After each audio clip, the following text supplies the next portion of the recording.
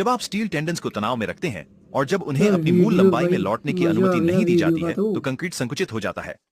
Flyover का काम पूरा होने से पहले यदि हम कंक्रीट को इस तरह से संपीड़ित कर सकते हैं तो यह जीवित लोडिंग के कारण बहुत कम तन्य तनाव विकसित करेगा। संक्षेप में, फ्लाईओवर दशकों तक बिना दरारें आए टिकेगा। ये शक्तिशाली हाइड्रोलिक जैक स्टील टेंडन को तनाव देने का कठिन काम करते हैं। उच्च दबाव द्रव पिस्टन को चलाता है और केबल्स कस जाते हैं। केबल को तनाव देने के बाद कर्मचारी दबाव को छोड़ते हैं, मशीन को हटाते हैं और अतिरिक्त तार को काट देते हैं।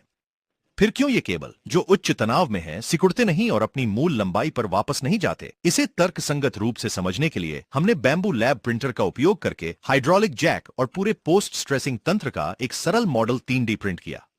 इन साधारण वेजेस का जटिल काम है जो टेंशन किए गए केबल्स को हाइड्रोलिक जैक हटाने के बाद भी अपनी जगह पर रखते हैं। जब ब्लॉक इस तरह से चलता है तो ब्लॉक वेजेस के गैप को बंद कर देगा और वेजेस टेंडन वायर के साथ एक मजबूत कनेक्शन बनाएंगे।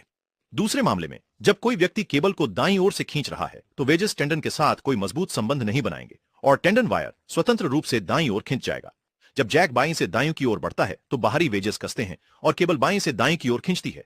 यह एक तनाव ऑपरेशन अंडरगोइंग कर रहा है। आंतरिक वेजेस इस केबल की गति को नहीं रोक सकते क्योंकि ये वेजेस केबल के साथ कस नहीं रहे हैं। केबल में पर्याप्त तनाव प्राप्त करने के बाद इंजीनियर पिस्टन पर दबाव छोड़ देते हैं। यहां स्वाभाविक रूप से केबल अंदर की ओर वापस आना चाहता है। हालांकि जैसे